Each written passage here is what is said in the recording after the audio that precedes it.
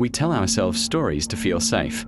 We say that 6 a.m. is the end of the night, the beginning of the day. The sun is coming up. The world is waking up. The darkness retreats. But what if the darkness doesn't care what time it is? For one young woman working the graveyard shift, 6 a.m. was the exact moment her nightmare began. It started as a simple robbery for $60, but it ended with a forensic discovery so disturbing, it points to a murder that, officially, never even happened. The human mind is a funny thing. It creates patterns, routines. It tells you that the monster under the bed disappears when the sun rises. We associate the night with danger, with vulnerability. The quiet hours between midnight and dawn are when things go bump. But 6 a.m.? That's supposed to be the safe zone. Kids are getting ready for school. The smell of coffee is in the air. The world is returning to normal. But on March 12, 2011, for a young gas station clerk named Mary, the world was about to be turned upside down. The normal rules were suspended. She was about to discover that monsters don't wear watches, and that the most terrifying things can happen in the harsh light of a new day. At 6:03 a.m., the bell above the door of the 24-hour gas station chimed. Mary, a 19-year-old college student, looked up from her textbook. A man stood in the doorway. He wasn't wearing a mask. He wasn't acting erratically. He looked normal. He walked to the cooler, grabbed a soda, and approached the counter. Marie remembers thinking he looked tired. His eyes were heavy. She rang up the soda. "That'll be $1.50, she said. The man didn't reach for his wallet. Instead, he reached into his jacket pocket and pulled out a knife. "Give me everything in the register," he said, his voice flat, emotionless. Mary froze. Her training kicked in. Don't be a hero. Comply. Her hands trembled as she opened the cash drawer. It was the end of her shift. There wasn't much there. A few 20s, some 10s, 5s, and 1s. She pulled the cash out and placed it on the counter. He scooped it up, not even counting it. It was $60.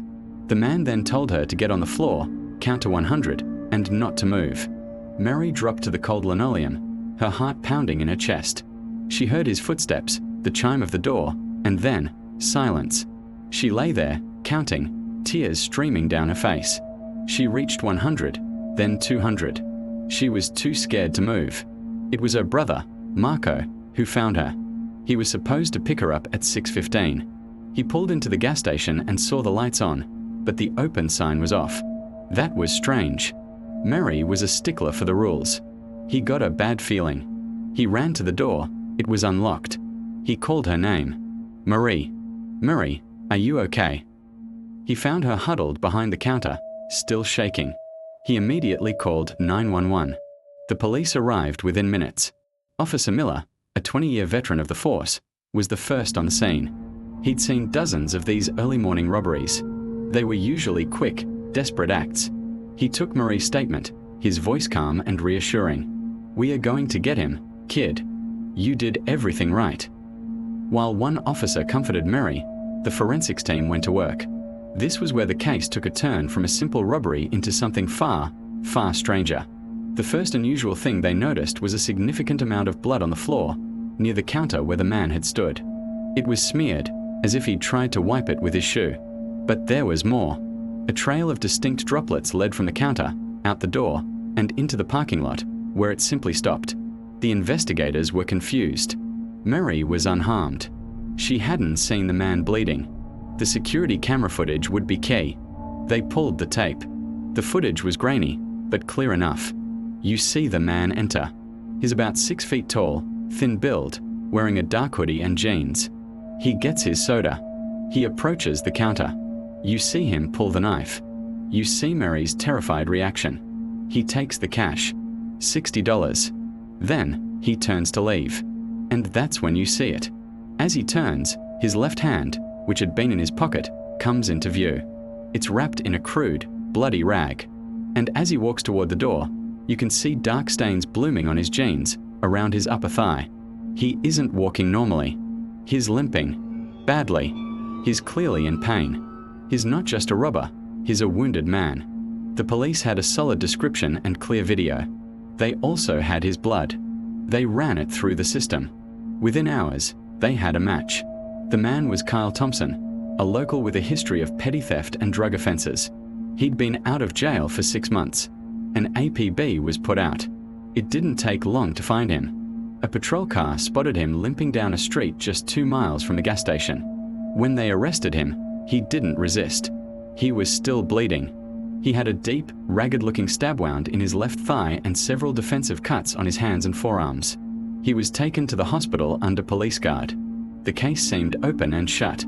A desperate man, likely injured in a fight or a drug deal gone wrong, commits a robbery to get quick cash.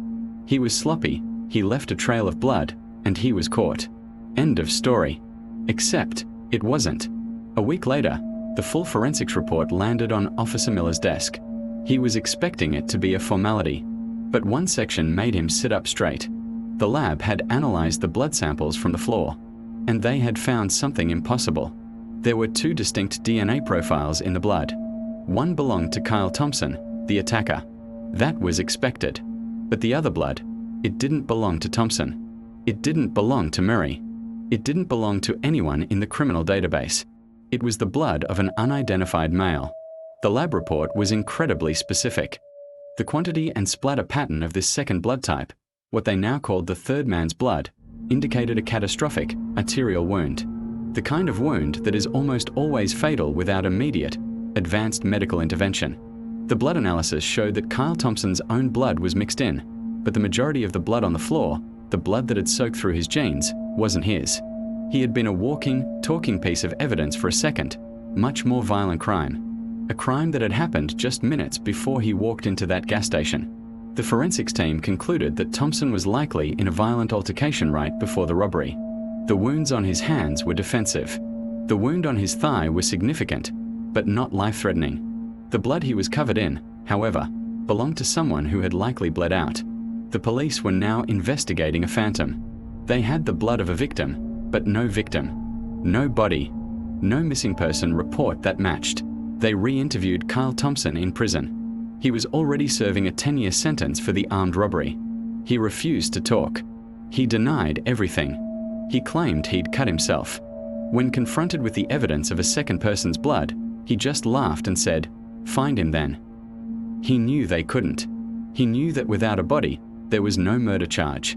He had committed the perfect, accidental crime. He had hidden a homicide in plain sight, wrapped inside a petty robbery. The man is in prison. Murray is safe. But science doesn't lie. That blood came from a human body. A body that lost a life-threatening amount of fluid just minutes before the robbery. That implies that somewhere, in an alley, a basement, or a shallow grave within walking distance of that gas station, a body is waiting. The attacker didn't just steal $60 that night. He stole the truth about the third man. And to this day, nobody knows who he was.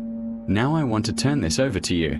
The police checked every hospital and morgue within 50 miles and found nothing. What do you think happened to the owner of that blood? Was it a drug deal gone wrong? A homeless drifter no one missed? Or is there a missing person case in your town that suddenly makes sense? Let me know your theory in the comments below. And if you want to see more cases where the forensics revealed a ghost, make sure you're subscribed. I'll see you in the dark.